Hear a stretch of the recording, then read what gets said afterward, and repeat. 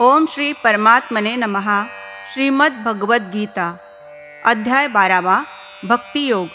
अर्जुन म्हणाला, जे अनन्य प्रेमी भक्तजन पूर्वी सांगितल्याप्रमाणे निरंतर आपल्या भजन ध्यानात मग्न राहून आपणा सगुणरूप परमेश्वराची आणि दुसरे जे केवळ अविनाशी सच्चिदानंद घन निराकार ब्रह्माचीच अतिश्रेष्ठ भावाने उपासना करतात, त्या दोन्ही प्रकारच्या भक्तांमध्ये अतिशय उत्तम योगवेत्ते कोण?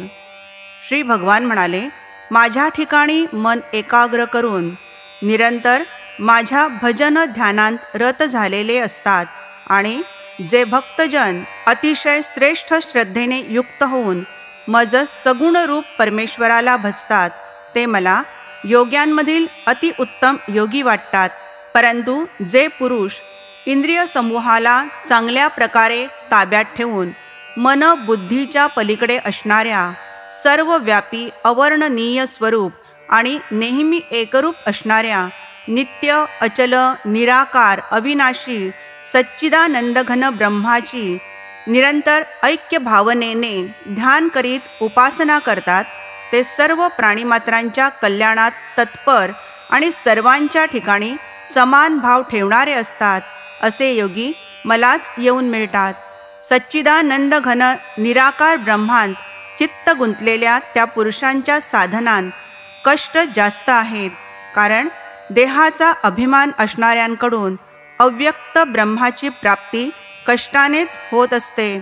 पण जे भक्त आपली सर्व कर्मे मला अर्पण करून व मतपरायण होऊन अनन्य भावाने माझे ध्यान व भजन करतात, हे पार्था, त्या माझ्यात चित्त गुंतवलेल्या प्रेमी भक्तांचा विलंब न लावता जन्म मरण स्वरूप भवसागरातून त्वरित उद्धार करतो.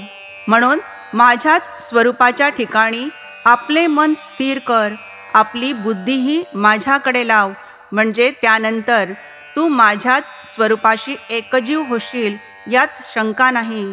हे धनंजया, माझ्या ठिकाणी चांगल्या प्रकारे चित्त स्थिर करणे तुला शक्य होत नसेल तर शुचित्व, निर्भयता, स्वाध्याय, दान, दमन, शांती, मौन, तप, उपोषण, जप, तीर्थस्नान, दया, अहिंसा, सत्य, व्यसनमुक्ती, आळसाचा त्याग, मीत व शुद्ध आहार, आरोग्यासाठी व्यायाम, योगाभ्यास, मन जेथून बाहेर जाते तेथून ते पुन्हा स्वतःच्या ठिकाणी स्थिर करणे, मुखाने अपशब्द न बोलणे, अशा प्रकारचा अभ्यास पुन्हा पुन्हा प्रयत्न करून मला प्राप्त करून घेण्याची इच्छा कर. असा अभ्यास करण्यासाठी तू असमर्थ असशील तर सर्व कर्मे माझ्यासाठीच म्हणून कर. माझ्यासाठी कर्मे केल्यानेही तू सिद्धी पावशील. असा अभ्यास करण्यासाठीही तू असमर्थ असशील तर आपल्या जीवनात सज्जनांचे रक्षण कर, समाजाकडून उपेक्षिलेल्या दुर्बलांना मदत कर, स्वच्छता, शिक्षण, सदाचार, दान आदींची शिकवण दे. गरीब, रोगी, अपंग, दलित, अपमानित, पीडित, निसर्गात दुर्घटनांनी ग्रस्त व निराधार अशा लोकांना, मूक, बधिर यांच्यात सुधारणा कर. तसेच दुष्ट लोकांना शिक्षा कर, त्यासाठी बल प्राप्त कर.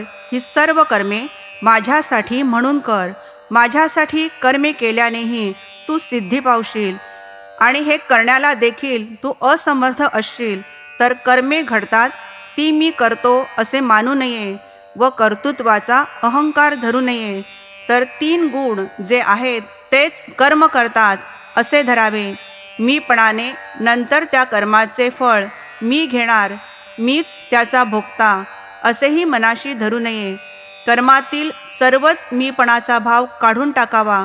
अशा कर्माचे फल अर्थातच स्वतःकडे न येता प्रकृतीतच निसर्गातच राहते. अर्थात सृष्टी प्रकृती ही परमेश्वराची अविभक्त शक्ती असल्यामुळे ते फल मुद्दाम अर्पण न करताही परमेश्वरालाच जाऊन मिळते. अभ्यासाहून ज्ञान श्रेयस्कर व ज्ञानाहून ध्यान श्रेष्ठ आणि ध्यानाहून कर्म फलत्याग श्रेष्ठ आणि ह्या त्यागापासून त्वरित शांती प्राप्त होते. सर्व प्राणीमात्रांचा द्वेष न करणारा, मित्रभावाने वागणारा, दयाळू, ममत्व बुद्धी व अहंकार सुटलेला, सुख दुःखाला सम मानणारा, क्षमाशील, सदा संतुष्ट, योगी, संयमी, दृढ निश्चयी, माझ्या ठाई मन व बुद्धी अर्पण केलेला, असा जो भक्त तो मला प्रिय होतो, ज्याच्यापासून कोणालाही त्रास होत नाही व जो लोकसमुदायामुळे त्रासत नाही, तसेच जो आनंद, क्रोध व भय यांच्यापासून व उद्वेगापासून मुक्त असतो, तो भक्त मला प्रिय असतो. आणखी जो निरपेक्ष, अंतर्बाह्य पवित्र, सर्वत्र सावधान, फलाबद्दल अनासक्त, चित्त व्यथित होत नाही, असा सदा नवनवीन कामे अंगावर घेण्याची धावाधाव जी रजगुणाची असते ती तो करीत नाही, असा जो माझा भक्त तो मला प्रिय असतो. जो आनंद मानित नाही, द्वेष करीत नाही, शोक करीत नाही, इच्छाही बाळगत नाही, शुभ अशुभ सर्वच कल्पनांचा त्याग करतो, असा जो भक्तियुक्त मनुष्य तो मला प्रिय असतो.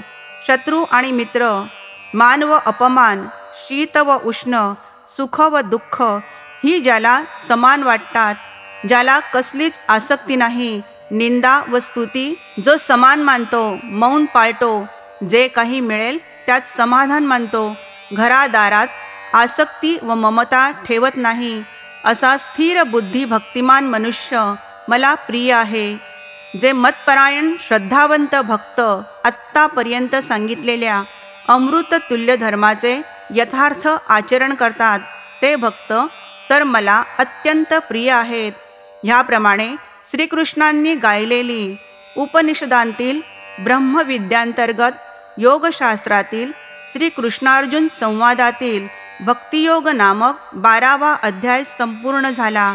श्रीकृष्णार्पणमस्तु.